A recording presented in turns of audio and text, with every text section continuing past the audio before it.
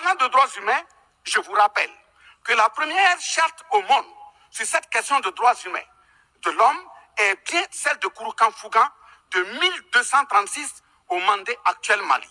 Ainsi, sur les sorties hasardeuses, condescendantes et malheureuses du président de la République française Emmanuel Macron et qui frise souvent le ridicule tout en se glorifiant d'une hypothétique condescendance sur les peuples africains, je m'impose le devoir de lui faire un petit cours d'histoire sur sa propre histoire.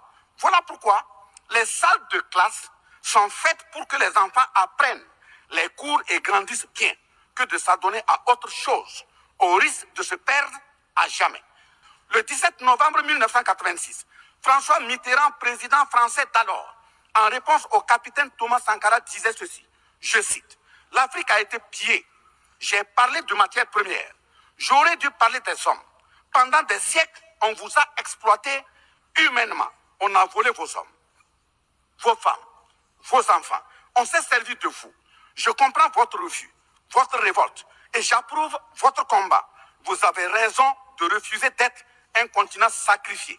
Le moment est venu où vous devez vous-même développer vos économies à partir de ces biens et de ces hommes. Et le devoir de ces pays qui ont profité abusivement du travail africain, c'est de restituer à l'Afrique une part de ce qui a été pris au travers des siècles derniers. Fin de citation. Effectivement, l'Afrique a toujours été vachement pillée, mais elle reste riche en hommes, en valeur et en richesse minière. Pour preuve, parlant de ses ressources minières, l'Afrique, c'est 30% des ressources minérales mondiales, 40% des réserves d'or, 33% des réserves de diamants, 80% des réserves de coltan, 60% des réserves de cobalt, 55% des réserves en uranium, etc.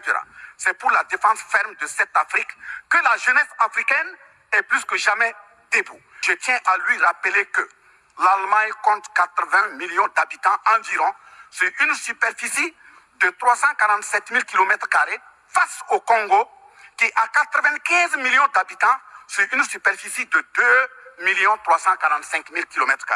Deuxièmement, la Belgique compte 11 millions d'habitants sur une superficie de 30 000 km² face au Gabon qui a 2,5 millions d'habitants sur une superficie de 267 000 km². Troisièmement, la France compte 68 millions d'habitants sur 672 329 km² face à la Namibie qui compte 2,5 millions d'habitants sur une superficie de 825 000 km². C'est fort de tout ce qui précède que, justement, Aimé Césaire, paix à son âme, disait, je cite, « L'Afrique est le seul continent au monde où les populations chantent et dansent et applaudissent pour ceux qui les appauvrissent, les affament et les torturent. Le malheur de l'Afrique, c'est d'avoir rencontré la France. » Fin de citation.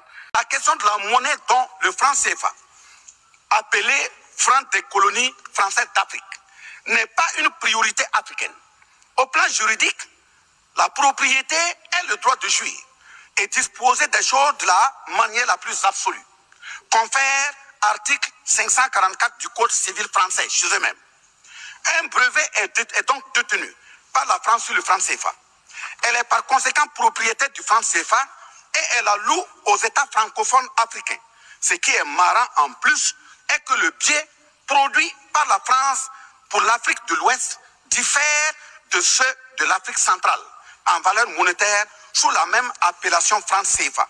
Le seul document reconnaissant le franc CFA est le décret numéro 45-0136 du 26 décembre 1945 dont les signataires furent Charles de Gaulle, président du gouvernement provisoire, René Pleven, ministre des Finances, et Jacques Soustel, ministre des Colonies. Quatrièmement, la priorité aux intérêts aux entreprises françaises dans les marchés publics et appels d'offres publics, c'est terminé.